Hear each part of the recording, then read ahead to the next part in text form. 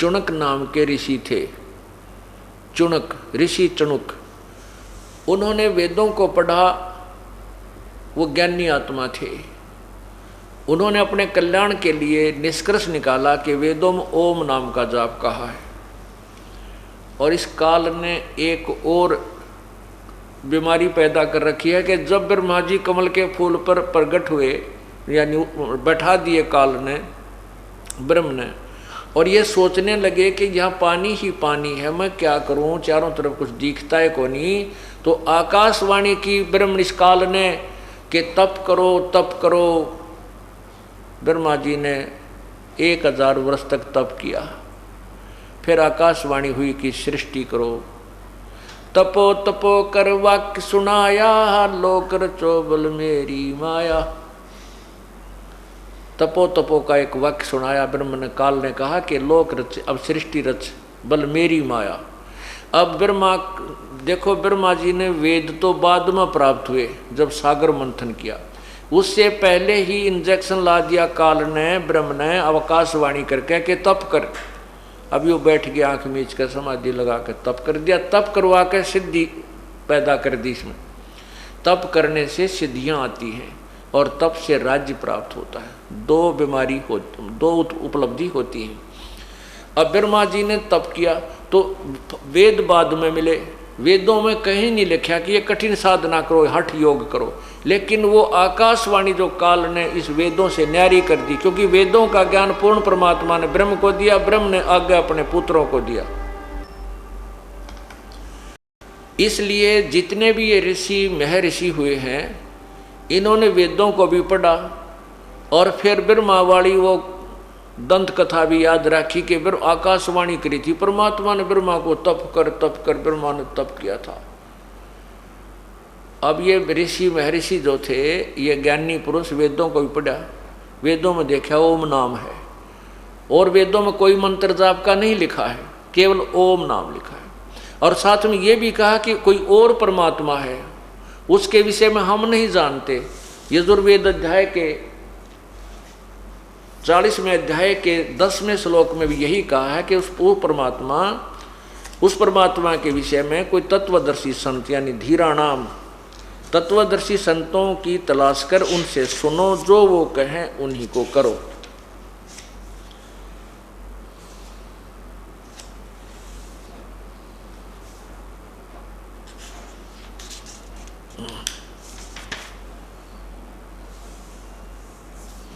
ये देखिएगा यजुर्वेद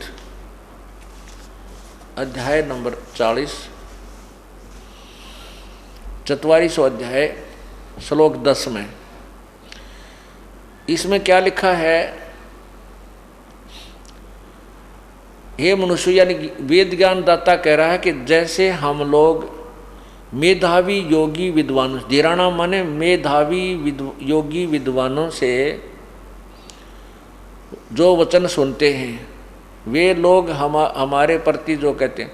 अब इसका सीधा अर्थ है, क्योंकि इस महापुरुष ने तो कोई ज्ञान था ही नहीं, भक्ति मार्ग का तो यो कति नल था, इसने वेदों के ज्ञान का डंगा कर रखा कति।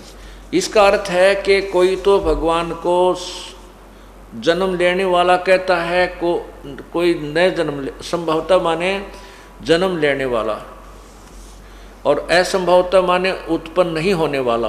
जैसे इसने आगे थोड़ी सी अर्थ तो ठीक किया, लेकिन अनुवाद गलत किया है। ये देखो, यही से देख लेंगे।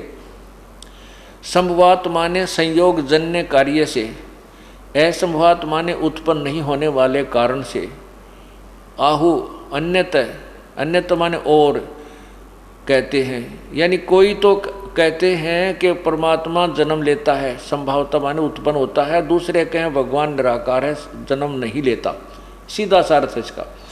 और कहते हैं इसका ज्ञान तो वास्तव में इसके बारे में जानकारी तो तत्वदर्शी संत यानी धीराणाम, वो तत्वदर्शी संत बताओगे, उन तय सुनो।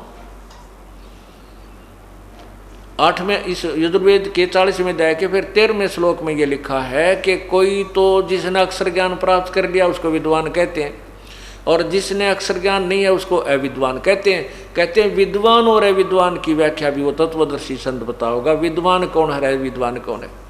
अब हम संस्कृत भाषा को जानने वालों को महर्षि, विद्वान, पता नहीं मंडलेश्वर, पंडित कहा करते थे, और ज्ञान उनको कह का भी कोई ना आध्यात्मिक ज्ञान। तो अब कबीर परमात्मा को अनपढ़ कहते थे, अशिक्षित कहते थे, और उन्होंने सभी वेदों का भेद, सब ग्रंथों का भेद अपनी सिंपल लैंग्वेज में कर दिया। तो विद्वान तो कबीर परमात्मा थे। तो इसका अर्थ है कि विद्वान और अविद्वान की परिभाषा भी वो तत्वदर्शी संत ही बताएगा। अब एक चुणक नाम के ऋषि थे, उन्होंने वेदों को पढ़ा, उसमें देखा कि एक ओम नाम है और कोई मंत्र नहीं है। लेकिन उन्होंने ये भी पढ़ा कि पूर्ण परमात्मा के बारे में को तत्वदर्शी संत बताओगा, वहाँ बुद्धि इनकी काम करी को ना, तत्वदर्शी संत इनको कोई मिला नहीं। फिर अपने आप जो निष्कर्ष इन्होंने ओम नाम का निकाला, और ओम नाम के साथ साथ फिर तप, वो ब्रह्मा जी की वह गुंडी अड़गी कि ब्रह्मा जी ने भी तप किया था, विष्णु जी ने भी 12,000 वर्ष तप किया, श्री शिव जी ने भी 88,000 वर्ष तप किया, वो लोक वेद और साथ रहता। इस आधार से ये ऋषि जन ओम नाम का जाप भी करते, साथ में फिर समाधिस्थ यानी तप करने की तप अवश्य करते। तो उस ऋषि ने बहुत वर्षों तक तप किया, जिससे उसमें सिद्धियां आ गई और वो एटम बम बन गया। ये काल यही चाहता है कि इस जीव का मैं दुरुपयोग करूं, यो डले डोए जा, और जब समय आवा मैं इसका रिमोट से इसका प्रयोग कर लूँ, फिर सिद्धियाँ तैयार करके और ऊपर से रिमोट से इसके अंदर प्रेरणा करके ना जाने उसके साथ उससे क्या कुकर्म करवा देता है। अब ये चुणक ऋषि वेदों के अनुसार ब्रह्म साधना में लीन हो गया, बहुत वर्षों तक तप करता रहा, इसमें बहुत जबरदस्त सिद्धियाँ आ गई, वचन में शक्ति हो गई। एक मानधाता नाम का चक्रवर्ती राजा था, पूरी पृथ्वी पर उसका शासन था। ये चक्रवर्ती राजा 2-4 साल में 10 वर्ष 5 वर्ष में 2 वर्ष में अपनी पूरे राज्य की एक छानबीन करते हैं कि कोई अन्य मेरे अधीन जो राजा है उसने मेरी सदस्यता को, मेरे प्रभुता को अस्वीकार तो नहीं कर दिया। उसके लिए वो क्या करता है, एक घोड़ा उसके खाली छोड़ दिया जाता है, उसके गले में एक स्टार चिपका दिया जाता है, विज्ञापन लगा दिया जाता है कि ये राजा का घोड़ा है, और जिसने राजा की जो पराधीनता स्वीकार नहीं है वो उस घोड़े को पकड़ दे, युद्ध के साथ लिए तैयार हो जा। राजा के पास 72 अक्षौणी 72 करोड़ सेना है, ये उस पर लिखा गया। पीछे उसके हजारों की संख्या में सैनिक चल पड़ते हैं, घोड़ा अपनी मर्जी से घूमता रहता, कहीं जाओ किसी साइड में चले। और उसको घोड़ा जा रहा था, घोड़ा और पीछे पीछे सैनिक। चुणक ऋषि की झोंपड़ी के कुटिया के सामने से वो पूरा लापड़दा गया।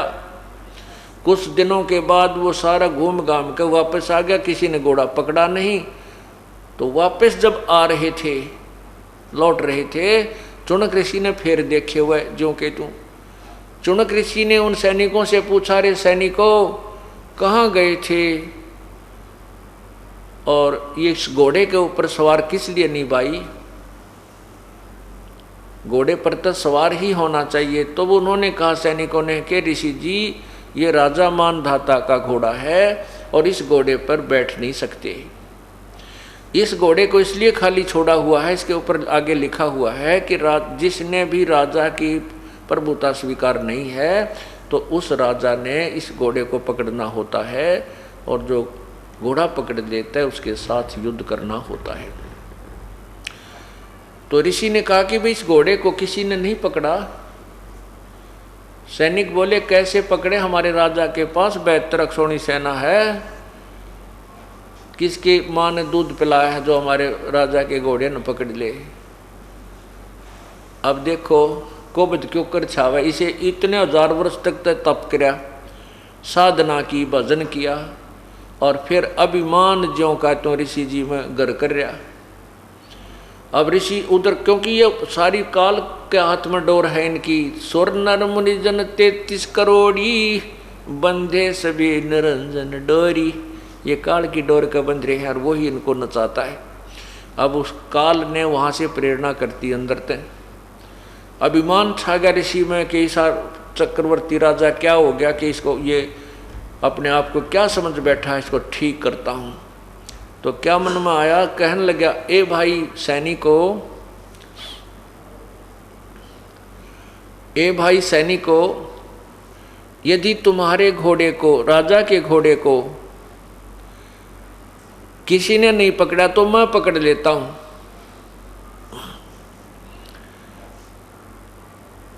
वो सैनिक बोले, रे कंगाल, ओ कंगले, दाने तेरे खाने को नहीं है और तू युद्ध करेगा मानदाता चक्रवर्ती राजा के साथ। तो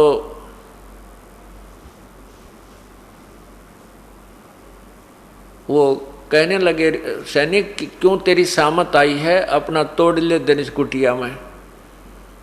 ऋषि कहने लगा कि तुमने इस चीज तक के लेना देना भाई, मैंने यो घोड़ा बांध दिया और कह दे, तू बांध दे इस घोड़े ने मेरे कुटी इस पेड़ के साथ में, और कह दे तेरे राजा को कि चुनक ऋषि ने तेरा युद्ध स्वीकार कर लिया है। अब वो सैनिक गए, राजा को सब सचिथी बताई कि राजा महाराजा, राजा ने किसी ने तो तुम्हारा घोड़ा पकड़ा नहीं, लेकिन एक चुनक नाम के ऋषि ने आपके घोड़े को बांध लिया, आपको युद्ध के लिए ललकारा है। अब मानधाता राजा को बड़ा गुस्सा हुआ कि आज एक आदमी की हिम्मत पड़ेगी मेरा विरोध करने को, कल दूसरा भी सिर उठा सकता है। तो इस दृष्टिकोण से मानधाता चक्रवर्ती राजा ने 72 अक्षौणी सेना की 4 टुकड़ियां बनाई, 4 उसके विभाग किए। 18 अक्षौणी सेना एक बार में ऋषि को मारने के लिए भेजी। एक आदमी को मारने के लिए 18 करोड़ सेना भेज दी। ऋषि जी ने अपनी सिद्धि शक्ति से 4 एटम बम बना लिए, 4 परमाणु बम बना लिए। अब सारे जीवन की कमाई को कैसे नष्ट करते हैं ये सिद्ध पुरुष, ये महात्मा जिनको हम महर्षि कहा करते थे, ये कैसे नष्ट होते रहे तत्व ज्ञान के अभाव से।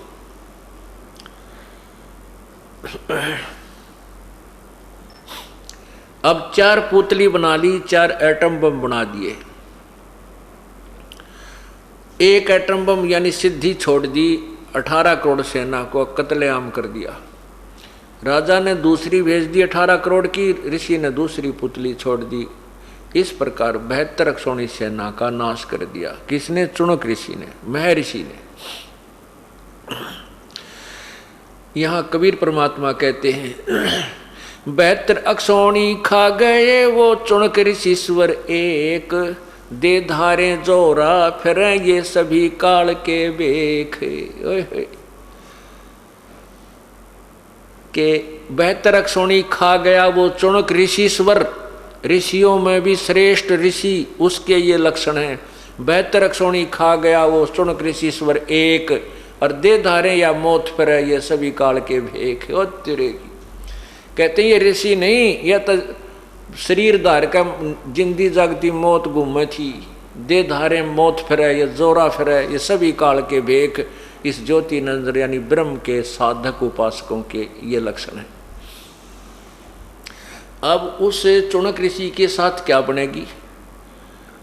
अब जो उसने तप किया उसके बदले में वो कभी राजा बनेगा, और जो 72 करोड़ सैनिक मार डाले वो पाप उसके दूसरे बैड अकाउंट में डिपॉजिट हो गया, और तप का फल जब वो भोग लेगा फिर उसने पाप कर्मों को भोगने का नंबर आओगा, कुत्ता बनेगा, शर में कीड़े पड़ेंगे, और वो 72 अक्षौणी सेना जो मार रखी थी वो कीड़े बनकर उस कुत्ते बने हुए ऋषि की आत्मा को, उस शरीर को खाएंगे। खाज लगेगी, टांग टूटेगी, लूचरा होगा, फिर कितने गधा बनेगा। ये ब्रह्मटी इन ज्ञानी आत्माओं की होगी। इसलिए गीता ज्ञानदाता कहता है कि ये ज्ञानी आत्मा थे तो उदार है तो अच्छी आत्मा, पर मेरे वाली घटिया से घटिया साधना में ही आश्रित रहे।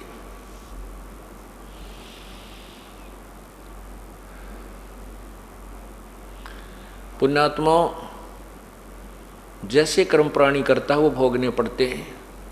कब तक? जब तक पूर्ण परमात्मा की साधना उसे प्राप्त नहीं होती, तत्वदर्शी संत नहीं मिलता। एक समय की बात है, 2 गुरु शिष्य चले जा रहे थे। एक मछियारा मछली पकड़ पकड़ कर बाहर जाल भर भर कर बाहर गिरा था, वो तड़प तड़प कर मर रही थी। उस शिष्य ने पूछा, गुरुदेव इस पापी प्राणी का क्या हर्ष होगा, इसको क्या सजा मिलेगी इस मछियारे को? ऋषि जी बोला, बेटा फिर बताऊंगा। शिष्य बोला, बेटा फिर बताऊंगा। 4, 5, 10 वर्ष के बाद देखा कि एक हाथी का 2-2.5 वर्ष का बच्चा उछल कूद करे था। उछल कूद करता करता 2 वृक्षों के बीच में फंस गया और उसने झटकम पटकम होकर उछल कुछल करके वो निकलता गया, पर उसके कीड़े पड़ गए, जख्म हो गया। वर्षा के दिन थे, उसमें कीड़े पड़ गए और वो पड़ा पड़ा चंगाड़ मार रहा है और उसके शरीर पर अनगिन कीड़े उसमें चल रहे हैं। अब उस गुरु शिष्य दोनों उधर से गुजरे तो शिष्य ने पूछा, है गुरुदेव इस पापी प्राणी को कौन से पाप का दंड मिला है? तब गुरु जी ने बताया कि ये बताऊंगा बेटा, ये हाथी वाली जो बच्चा हाथी का, ये वो आत्मा है जो शिकार मछलियारा था, जो उस दिन मछली पकड़ पकड़ कर बाहर पटका था। और ये जितने कीड़े पड़ रहे हैं ना, ये सारे वो मछलियाँ वाली आत्मा, इनका अपना बदला ले रहे हैं बेटा। बदला कहीं ना जात है 3 लोक के माही, सतगुरु मिले कबीर से तो सतलोक ले जाही। 3 लोक में तो अदला बदला सबने भोगना पड़ेगा, लेकिन सतगुरु कबीर जैसे, यानी कबीर जैसे का अर्थ है ये नहीं कि कबीर साहब ही मिले, यानी कबीर जी का दास, उन्हीं के पद चिन्हों पर चलने वाला, उन्हीं की शक्ति उनके अंदर काम कर रही हो, उसके ऊपर परमात्मा कबीर जी प्रसन्न हो, उस संत की प्राप्ति के उपरांत आपका मोक्ष होगा, सतलोक ले जाए जाओगे। अब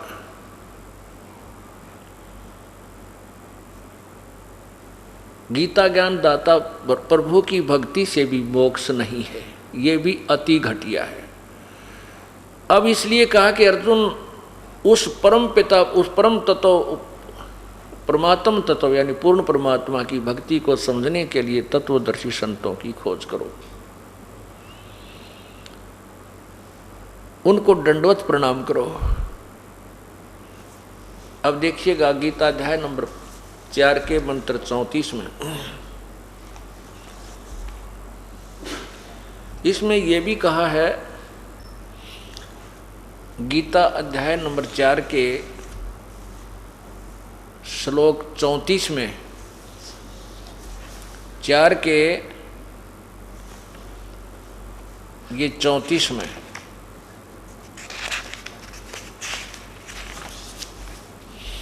ये 34 है, ये इधर 4 के 34 में लिखा है कि उस ज्ञान को तू तत्वदर्शी ज्ञानियों के पास जाकर समझ, उनको भली बात भी दंडवत प्रणाम करने से, उनकी सेवा करने से और कपट छोड़कर सरलता पूर्वक प्रसन्न करने से वे परमात्म तत्व को भली भांति जानने वाले ज्ञानी महात्मा तुझे तत्व ज्ञान का उपदेश करेंगे। अब ये तत्वदर्शी संत होगा कैसा, कौन है, उसके विषय में बताया है 15वें अध्याय के प्रथम श्लोक में। 15वें अध्याय के प्रथम श्लोक में लिखा है कि वो तत्वदर्शी संत कैसा होगा।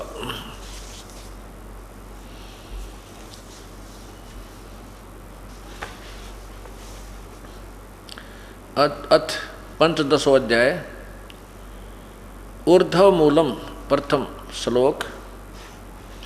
ऊर्ध्व मूलम, ऊर्ध्व माने ऊपर को, मूलम माने जड़, अध शाखम नीचे को शाखा वाला, तीनों गुण रूपी शाखा, अश्वत्थम प्राहु अवम छंदासी यस्य प्रणानी यह तम वेद स वेदवित, यानी उल्टे लटके हुए संसार रूपी वृक्ष, जो ऊपर को तो मूल मालिक रूपी, तो मूल परमात्मा रूपी तो जड़ है, नीचे को तीनों गुण रूपी शाखा हैं। उस अविनाशी संसार रूपी वृक्ष को और अन्य उसके जो छोटे छंदासी माने छोटे छोटे जो हिस्से, उन सब को जो जानता है, यह तम वेद जो उसको जानता है, स वेदवित, वह वेद के जानने वाला विद्वान यानी तत्वदर्शी संत है। इन्होंने अनुवाद कैसे किया है कि ऊर्ध्व मूलम, आदि पुरुष परमेश्वर मूल वाले, अधः शाखम, यह अधः का अर्थ नीचे को होना चाहिए, इन ब्रह्मा रूप मुख्य शाखा वाले नहीं, अधः माने नीचे। इन्हीं के अनुसार देखिए इन्होंने यहाँ अधः माने, ये देख अधः माने नीचे अर्थ किया है। हमने कुछ नहीं लेना, अपनी तरफ से कुछ नहीं लेना, इन्हीं के द्वारा किए हुए को सेट करना है। अधः माने नीचे है, हम इसको नीचे ही लेते हैं। यहाँ देखना, अधः शाखम, नीचे को शाखा वाले, संसार रूपी पीपल के वृक्ष को अविनाशी कहते हैं, वेद जिसके पत्ते कहे हैं। उस संसार रूपी वृक्ष को जो पुरुष यानी संत मूल सहित तत्व से जानता है, वह वेद के तात्पर्य को जानने वाला है, अर्थात वो वेद को सही समझता है और समझाता है। ये ज्ञान, ये वेद परमात्मा ने आकर बोला था, अक्षर पुरुष एक पेड़ है, निरंजन वा की डार, ये तीनों देवा शाखा है भाई, पात रूप संसार। ये देखिएगा, ये तत्व ज्ञान यानी उस उल्टे लटके हुए संसार रूपी वृक्ष के विषय में आपको ऊपर जड़ नीचे शाखा वाला उल्टा लटका हुआ संसार रूपी वृक्ष का चित्र। ऊर्ध्व मूलम, ऊपर को जड़ वाला, अधः शाखम, नीचे को, ये देखो ये तीनों गुण रूपी शाखा, रजगुण ब्रह्मा, सतगुण विष्णु, तमगुण शिव जी। अब ये भी इसी गीता जी में लिखा है, 15वें अध्याय के 2, 3, 4 श्लोक को पढ़ करके फिर इसको समझाएंगे, आसानी से समझ में आएगा। ये 15वां अध्याय, और अभी आपने दूसरा श्लोक पढ़ लिया, पहला पढ़ा, दूसरा पढ़ो कि उस संसार रूपी वृक्ष की तीनों गुण रूप, है ये जल से बड़ी हुई नहीं, यहाँ देखना, अधः च ऊर्ध्वम प्रसृता तस्य शाखा गुण प्रवृद्धा, विषय प्रवाला, अधः च मूलानि अनुसंततानि कर्मा अनुबंधनी मनुष्यलोके। उस संसार रूपी वृक्ष की तीनों गुण रूप, रजगुण ब्रह्मा, सतगुण विष्णु, तमगुण शिव जी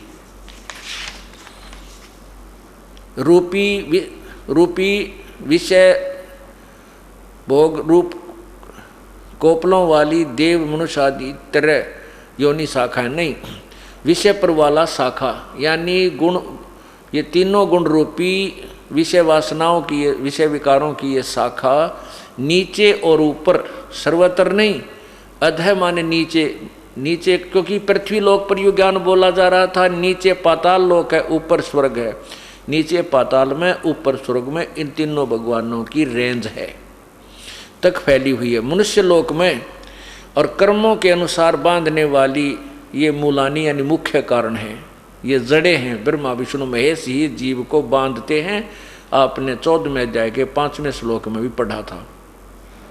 और नीचे और ऊपर ये व्याप्त हो रही हैं सभी लोकों में। अब तीसरा हम देखना, इस संसार वृक्ष का स्वरूप जैसा कहा है वैसा यहाँ विचार काल में नहीं है। गीता ज्ञानदाता कहता है कि जो ये संसार रूपी वृक्ष है यानी संसार की सृष्टि के विषय में मैं नहीं जानता, यहाँ विचार काल में इस गीता ज्ञानदाता में मैं, गीता के ज्ञान में मैं नहीं बता सकता। यहाँ देखना नहीं पाया जाता, क्योंकि न तो इसका आदि है और न इसका अंत है और न ही इसकी अच्छी प्रकार सतिथि है।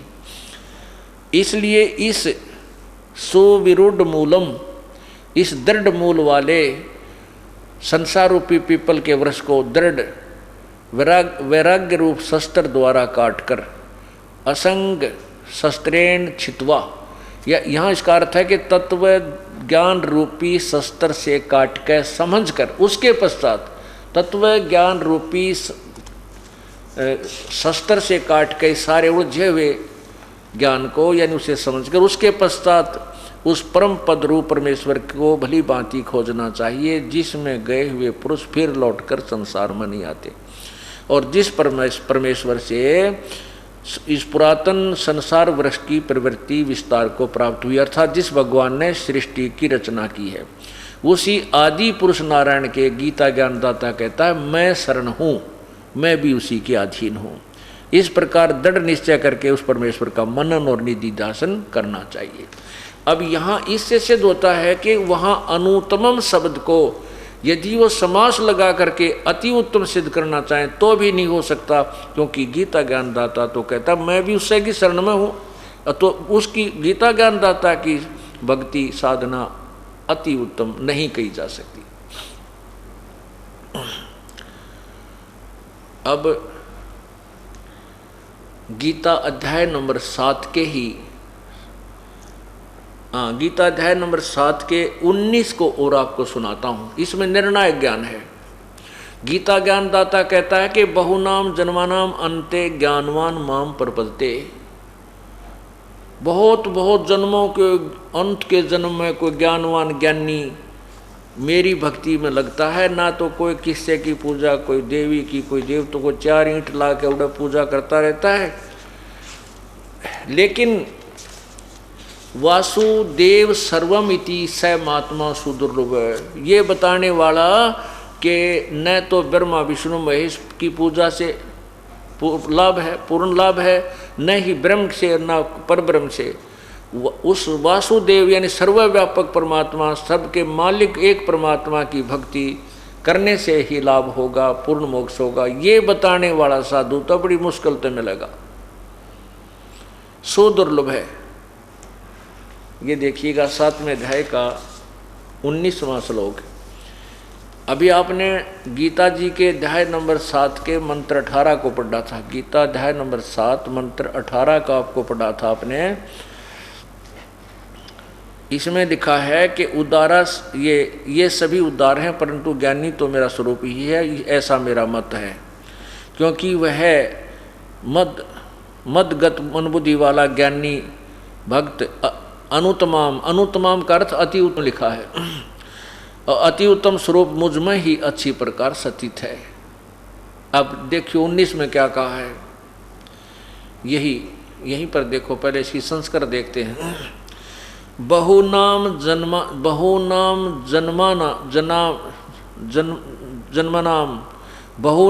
जन्मनाम अन्ते ज्ञानवान माम प्रपद्यते वासुदेव सर्व इति स महात्मा सुदुर्लभ। बहुनाम जन्मानाम, बहुत बहुत जन्मों के अंत के जन्म में ज्ञानवान ये ज्ञानी आत्मा मेरी भक्ति करते हैं, और वासुदेव सर्वमिति स महात्मा सुदुर्लभ, ये बताने वाला कि वासुदेव यानी सर्वव्यापक सबका मालिक जो भगवान है वही सब कुछ है, सर्वम है, यह बताने वाला महात्मा बहुत मुश्किल से मिलेगा, शायद सुदुर्लभ, बड़ी मुश्किल से मिलेगा।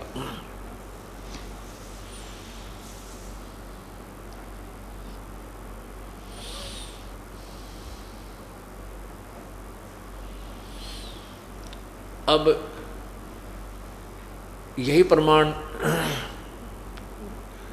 आदरणीय गरीबदास साहिब जी ने कहा है, तत्व भेद कोई ना कहे रे झूम करा, यो पैसे ऊपर नाच सुनो रे झूम करा। एक पंजाब से राम राय नाम का एक भक्त आया था गरीबदास साहिब के पास। जब गरीबदास जी को परमात्मा की प्राप्ति हो चुकी थी, सतलोक ले जाकर गरीब कबीर साहिब ने गरीबदास जी की आत्मा को वापस शरीर में छोड़ दिया था। उसके पश्चात उन्होंने ये निर्णायक ज्ञान कहा। तो उस राम राय का उर्फ नाम जो मरकरावी था, वो भी ब्रह्मा विष्णु महेश विष्णु जी का उपासक था। जब इस तत्व ज्ञान को समझा तो उसने कहा कि हे भगवान, यो ज्ञान तो आज तक किसी ने हमारे ती बताया को नहीं। तब गरीबदास जी ने कहा था, तत्व भेद कोई ना कहे रे झूम करा, ये पैसे ऊपर नाच सुनो रे झूम करा। कोटो मध्य कोई नहीं रे झूम करा, अरबों में कोई गर्क सुनो रे झूम करा। इस तत्व ज्ञान को बताने वाला करोड़ संतों में तो तुझे मिलेगा नहीं। अरब संतों में कोई एक गर्क, गर्क माने कंप्लीट नॉलेज रखने वाला, पूर्ण रूप से ज्ञान रखने वाला, कोई अरबों में गर्क कोई सुनो रे झूम करा। अब जैसे कबीर साहब के बारे में छोटी मोटी जानकारी देने वाले संतां की कति कमी नहीं। कबीर पंथ में मेरे ख्याल में तो 10-20 लाख गुरु पा जाएंगे कबीर पंथ में, और कह का बेरा नहीं परमात्मा के बारे में और भगवान के बारे में। वैसे ज्ञान देने वाले तो गांव गांव में, अगर एक गांव में 10,000-20,000 की आबादी है तो 5,000 गुरु पाएंगे। 5,000 गुरु कैसे हैं? जैसे किसी के बालक का तकलीफ होगी, कहते वो उसकी सासू बतावेगी बार लीगा दर दे इसके 2 रुपये, या पड़ोसन आ जाओगी भाई बेबे भीतर लीगे दर दे, यानी 2 गुरु तो हो गए। फिर कोई और चलती फिरती आ जाएगी, नो कहेगी थारा तो गुड़गम माड़ी की पूजा, उसके बेली दर दे। यानी एक गांव में 5,000 तक कम गुरु नहीं है। और फिर ये गांव देख ले सारे संसार में कितने हैं, और किसी ने क्या है का बेरा को नहीं। इसलिए कहते हैं करोड़ों में तो कोई सह नहीं रह झूमकरा, अरबों में कोई गर्क सुनो रह झूमकरा। यही गीता जी कह रहे हैं कि वासुदेव सर्वमितिम स महात्मा सुदुर्लभ है, कि ये बताने वाला कि वो वासुदेव यानी वासुदेव श्री कृष्ण जी नहीं थे। वासुदेव तो उनके पिता का नाम था। वासुदेव वेदों में पूर्ण परमात्मा की महिमा है और उसी के आधार पर बच्चों के नाम रखे जाते हैं। अब वासुदेव नाम धर लिया हमने श्री कृष्ण जी का, वासुदेव तो उनके पिता का नाम था, वासुदेव के पुत्र थे वो। वासुदेव का अर्थ होता है कुल का मालिक, सबके ऊपर जिसका शासन हो, यानी चक्रवर्ती, उसको वासुदेव कहते हैं। अब श्री कृष्ण जी की सती थी और ब्रह्म की सती थी और पूर्ण परमात्मा वासुदेव की सती थी, को जो बतावेगा वो तत्वदर्शी संत तो बड़ी मुश्किल से मिलेगा। अब आपको वासुदेव की परिभाषा दिखाते हैं, सुनाते हैं।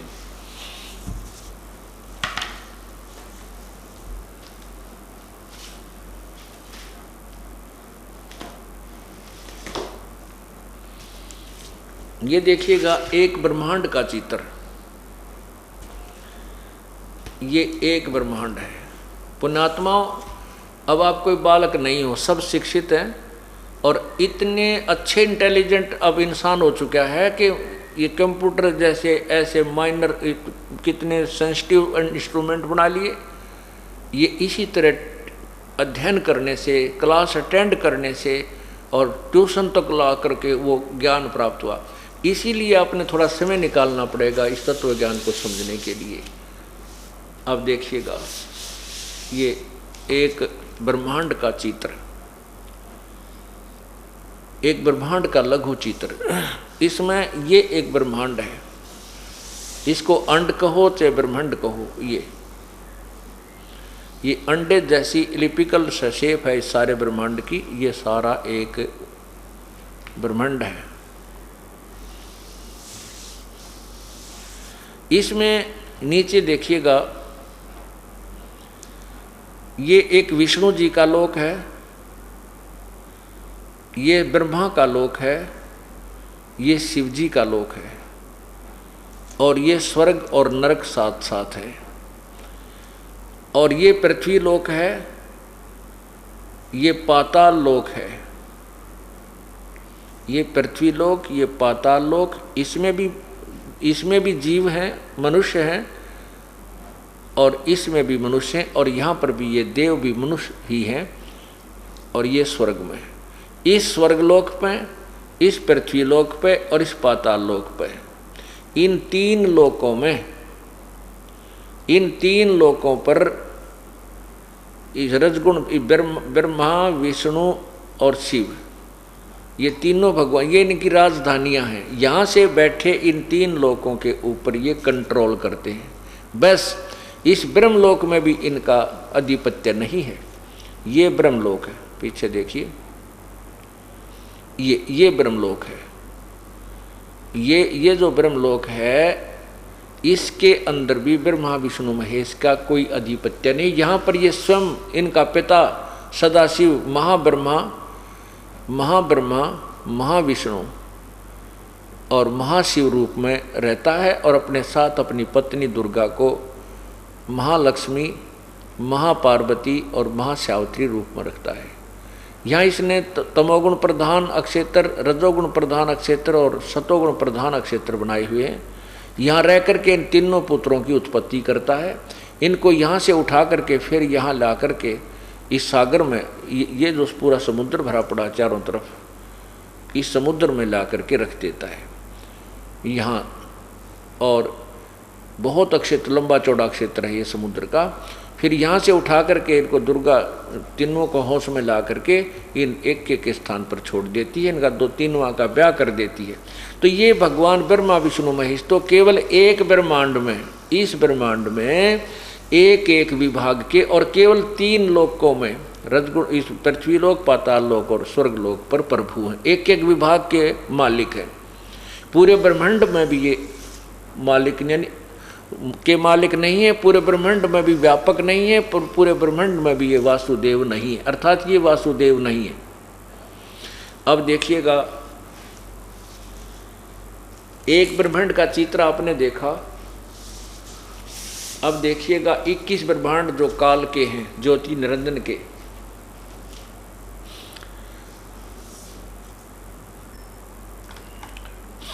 ये देखिएगा पूरे ज्योति निरंजन काल ब्रह्म के लोक 21 ब्रह्मांड का लघु चित्र। ये पूरे 21 ब्रह्मांड हैं। ये ज्योति निरंजन का ब्रह्म का अक्षेत्र है। अब ये देखिए, जो एक ब्रह्मांड आपने देखा था, अब वो ब्रह्मांड ये समझो एक गेंद सी दिखाई देती है, ये है। और इसने महाब्रह्मांड बनाया है काल ने। इस महाब्रह्मांड में ऐसे ऐसे 5 ब्रह्मांड रखे हैं। अब ये 21 ब्रह्मांड में ये ज्योति निरंजन मालिक है। लेकिन ये कुल का मालिक नहीं है, क्योंकि वो इससे अलग और लोक हैं। केवल इनके अंदर ये व्यापक है, सर्वव्यापक नहीं है। अब देखिएगा, ये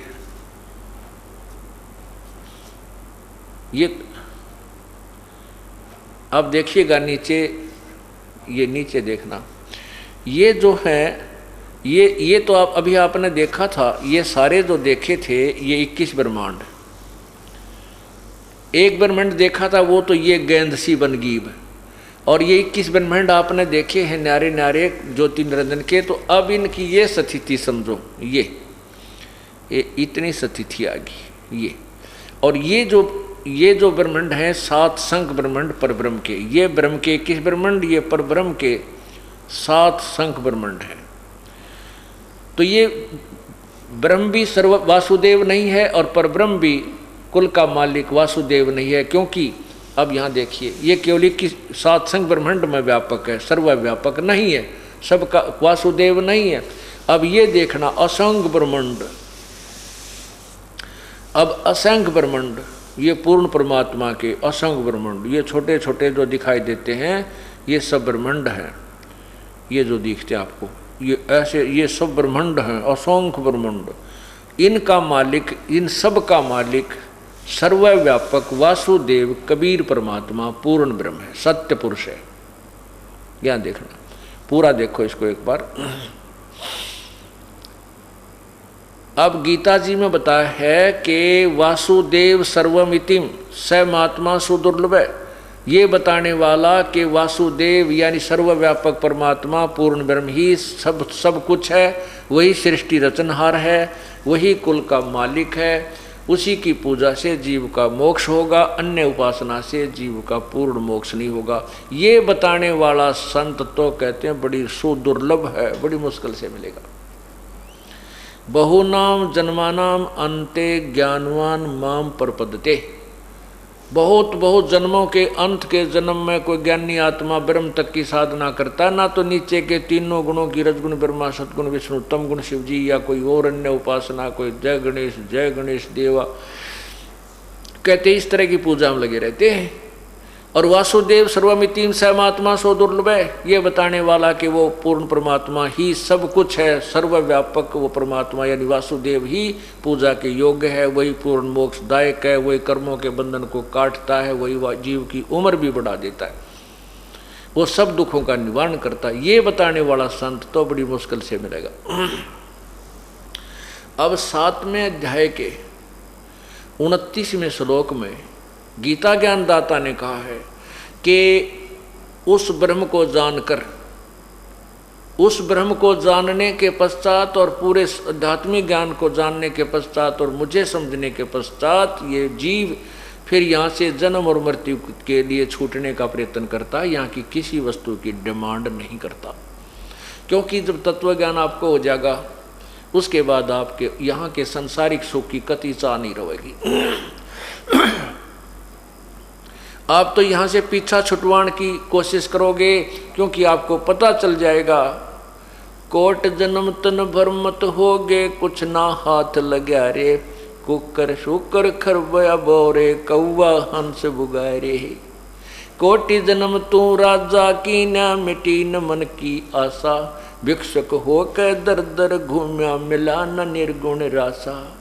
इंद्र कुबेर ईश की पदवी, ब्रह्मा वरुण धर्मराया, विष्णुनाथ के पुर को जाके फिर भी उल्टा आया। दोज असंख्य जन्म तन मरत्या होगे, जीवित क्यों न मरे रे, द्वादश मध्य महल मठ बोरे, बहोर न देह धरे रे। दोजक भिष्ट सभी तय देखे, राजपाट के रसिया, तीन लोक से तरपत नाही, ये मन भोगी खसिया। सतगुरु मिले तो इच्छा मेटे, पद मिल पदे समाना, चल हंसा उस लोक पठाऊं जो आद अमर अस्थाना। चार मुक्ति जहाँ चंपी करती, माया होरी दासी, दास गरीब अभय पद पर से, वो मिले राम अविनाशी। आपको ये ज्ञान हो जाएगा तत्व ज्ञान से कि यहाँ तो कुछ भी सौदा नहीं है, चाहे आज हम करोड़पति हो जाए, कल मृत्यु होगी तो गधापति बने पावाएंगे तो यहाँ तो कुछ भी नहीं चाहिए। हमने यहाँ से तो पीछा छूटा भगवान, जन्म मृत्यु से हमारा पीछा छूटा है, किस प्रकार छूटा, तो फिर तो यही चाह जीव को रह जाएगी। ये गीता ज्ञानदाता स्पष्ट कर रहा, देखिएगा श्रीमद् भगवत गीता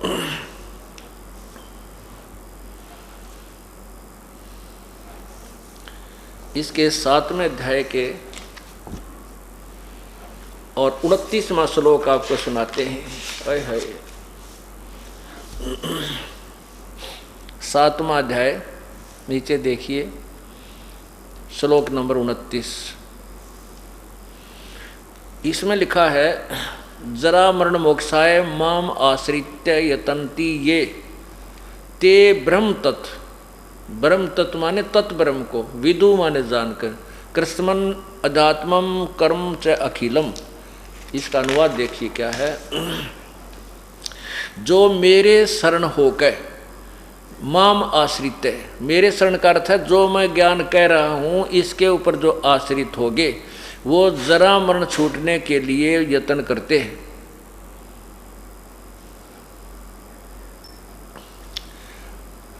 अब ये क्या कह रहा है गीता ज्ञानदाता कि जो मेरे शरण होकर मैं जो ज्ञान दे रहा हूँ इस पर आश्रित जो हो गया, तत्वदर्शी संत ने ढूंढ लेगा और फिर उसके ज्ञान पर आश्रित उस समझ लेगा, तो जरा और मरण से छूटने के लिए यत्न करते हैं।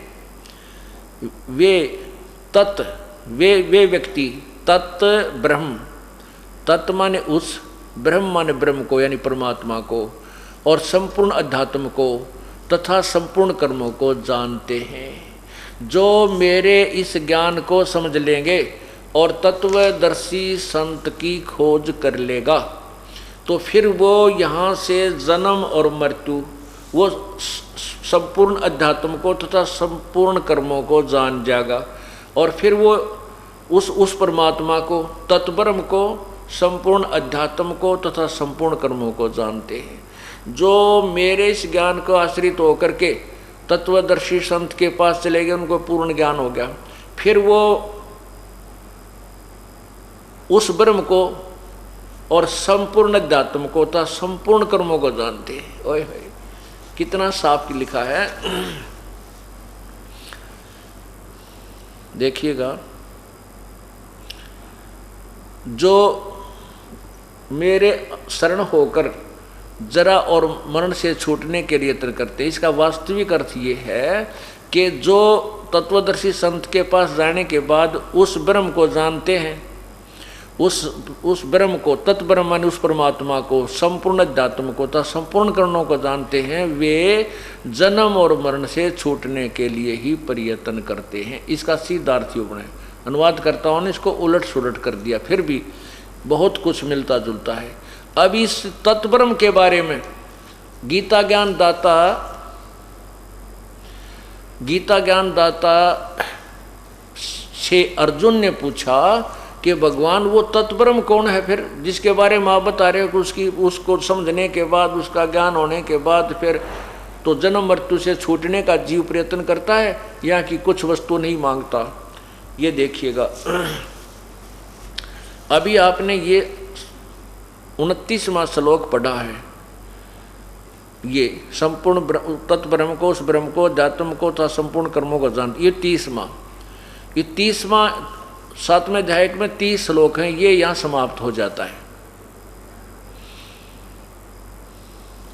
अब 8वां देखिएगा, ये 8वां अध्याय शुरू हो गया।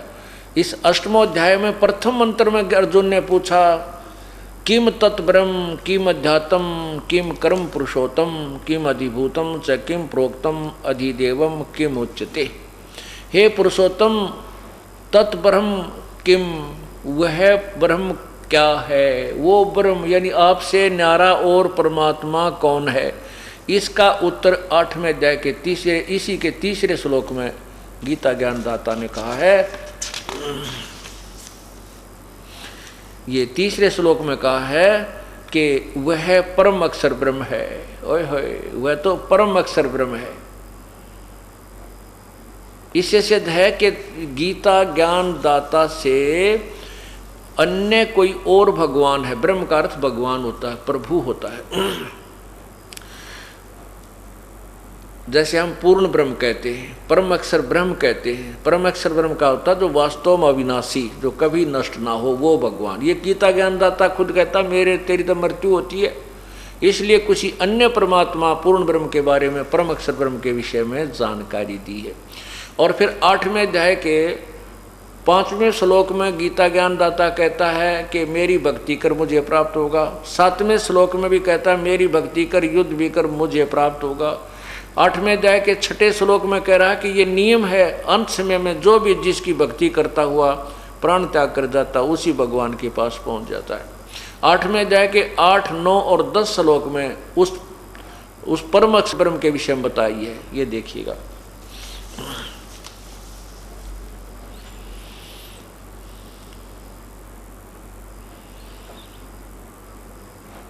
आठवें अध्याय का नीचे देखो, 5वां श्लोक है।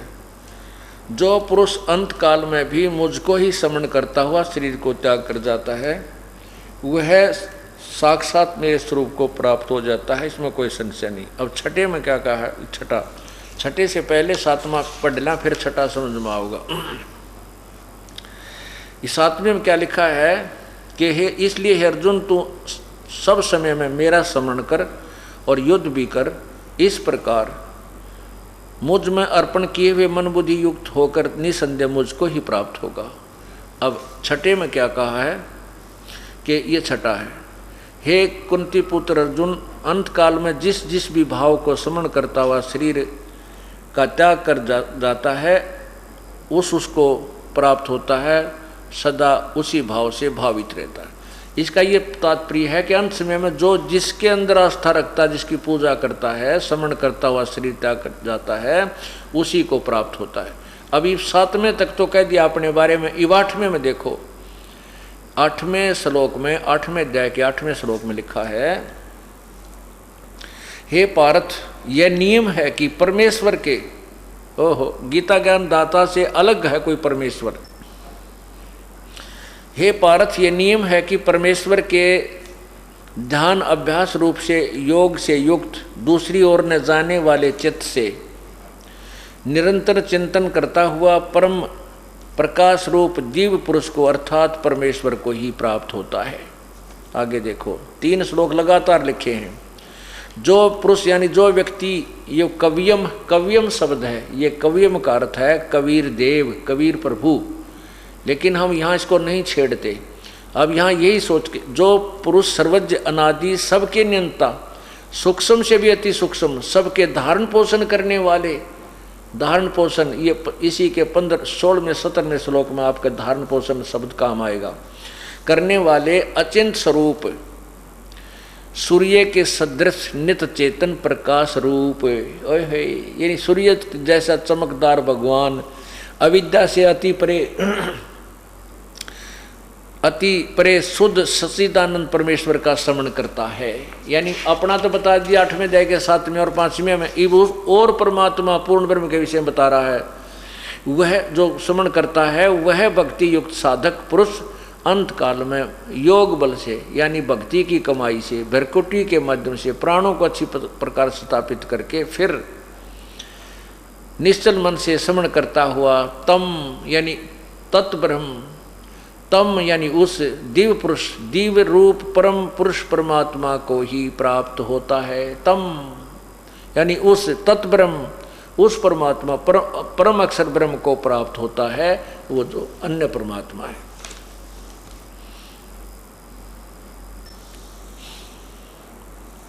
अब ये देखिएगा गीता जी के 8वें अध्याय के और 16वें श्लोक में लिखा है कि ब्रह्मलोक तक सभी लोक नाशवान हैं। हे अर्जुन, ब्रह्मलोक पर्यंत सब लोग पुनर्वर्ती में हैं, पुनर्वर्ती हैं, परंतु कुंती पुत्र मुझको प्राप्त होकर पुनर्जन्म नहीं होता। ये इन्होंने अनुवाद गलत किया है। यहाँ इसका अर्थ बनता है कि माम उपेतु, परंतु मेरे को प्राप्त होकर भी पुनर्जन्म होता है जो न विद्यते। विद्य का अर्थ होता है जानना, विद्य विद्या शब्द से धातु से बना है, तो विद्यते माने जानना होता है। तो जो ये नहीं जानते कि मुझे प्राप्त होने वाले भी जो तत्व ज्ञान से परिचित नहीं है, उनका भी पुनर्जन्म होता है, क्योंकि ब्रह्मलोक तक पर्यंत सभी लोग पुनर्वर्ती में हैं, अर्थात ये भी जन्म मृत्यु में आते हैं। अब 8वें अध्याय का अब 3 परमात्मा आपको यहाँ सिद्ध करते हैं। 8वें अध्याय के 18वें श्लोक में देखिए, इधर आकर के नीचे,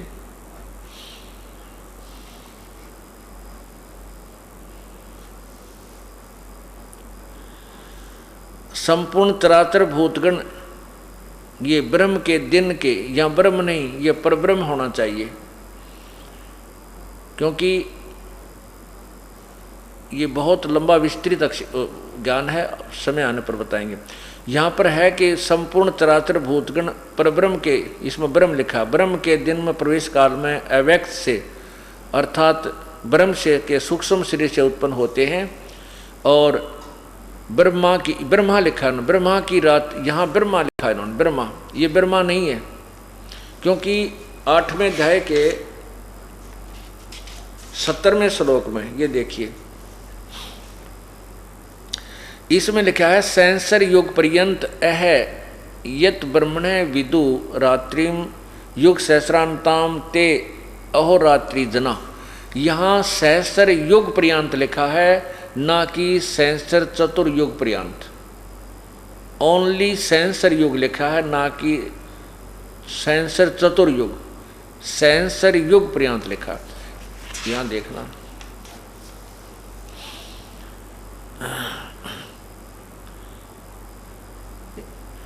इसका अनुवाद किया है इन्होंने, ये ऊपर देखिएगा। ब्राह्मण का अर्थ इन्होंने ब्रह्मा कर दिया है। ब्राह्मण का अर्थ होता है बड़ा भगवान, यानी परब्रह्म, ब्रह्म से नेक्स्ट जो प्रभु है। यहाँ लिखा है ब्राह्मण का अर्थ ब्रह्मा कर, ब्रह्मा का जो दिन है वह 1000 चतुर्युग, इन्होंने 1000 चतुर्युग कर दिया।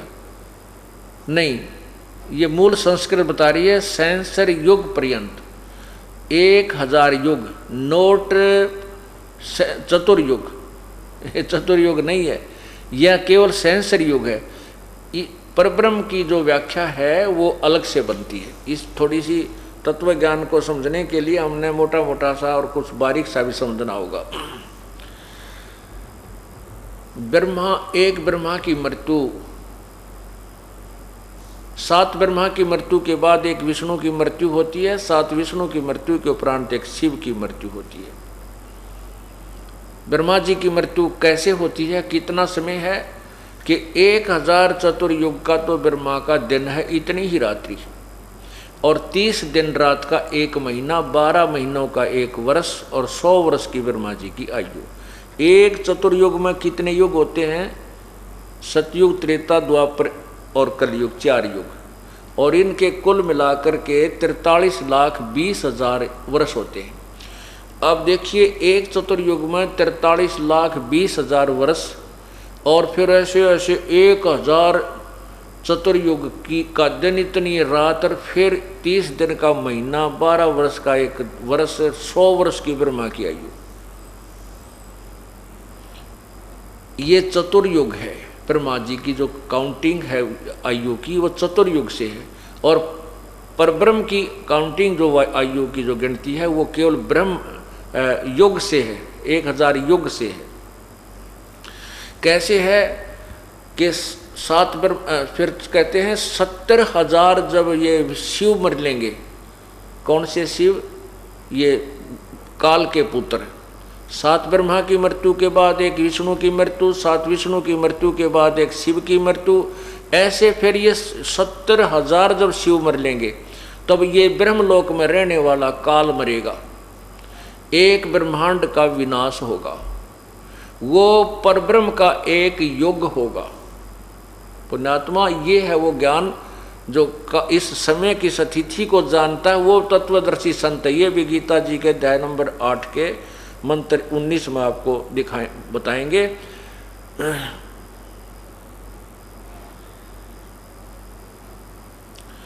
तो उसमें क्या बताया, फिर वो परब्रह्म का एक युग हो गया। ऐसे परब्रह्म के 1000 युग, 1000 एक वर्ष हो गया, उसका एक दिन हुआ, और ऐसे 1000 एक युग होगा, 1000 युग का परब्रह्म का दिन, और इतनी ही परब्रह्म की रात, और इस प्रकार फिर 100 वर्ष की परब्रह्म की आयु है। अब विचार करना कि 70,000 विष्णु मर लेंगे ना, ये शिव मर लेंगे, तब एक युग काल मरेगा। कहाँ? ब्रह्मलोक में। इसलिए कहता है कि अर्जुन, तेरे और मेरे जन्म और मृत्यु अलौकिक हैं, यानी दिव्य हैं। मैं और तरह से मरता हूँ। ये एक ब्रह्मांड में मर कर इसका विनाश हो जाएगा ब्रह्मांड का, ये दूसरे में जाकर शरीर धारण कर लेता है। इसी प्रकार फिर उसमें इतने वर्ष के बाद उसमें मर जाता, फिर सब प्राणियों लेकर ये दूसरे में चला जाता है। ऐसे 1000 युग जब परब्रह्म के हो जाएंगे तब इसके पूरे किस ब्रह्मांडों का विनाश हो जाएगा। वो एक रात्रि होएगी, एक रात्रि यानी इतने वर्षों तक परब्रह्म की रात्रि में ये सभी जीव वहाँ पड़े रहेंगे, कोई सृष्टि नहीं होगी। 1000 युग, परब्रह्म के 1000 युग के बाद फिर सृष्टि शुरू होगी। ऐसे परब्रह्म की मृत्यु होगी, क्योंकि फिर 1000 युग का एक दिन, इतनी रात्रि, 30 दिन का, उस 30 दिन का फिर परब्रह्म की जन्म, 1 महीना, 12 महीने का वर्ष और 100 वर्ष की आयु। परब्रह्म भी मरेगा, लेकिन पूर्ण परमात्मा की कोई आयु नहीं है, वो पूर्ण ब्रह्म है। तो यहाँ पर ब्रह्मण यानी परब्रह्म का एक दिन में, परब्रह्म के दिन में तो वो 1000 युग की रात्रि में, दिन में तो प्रगट होते हैं, और 1000 रात्रि युग तक वो लीन रहते हैं। अब यहाँ पर देखना 3 भगवान। एक तो काल स्वयं अपने आप को अव्यक्त कहता है 7वें अध्याय के 24वें श्लोक में।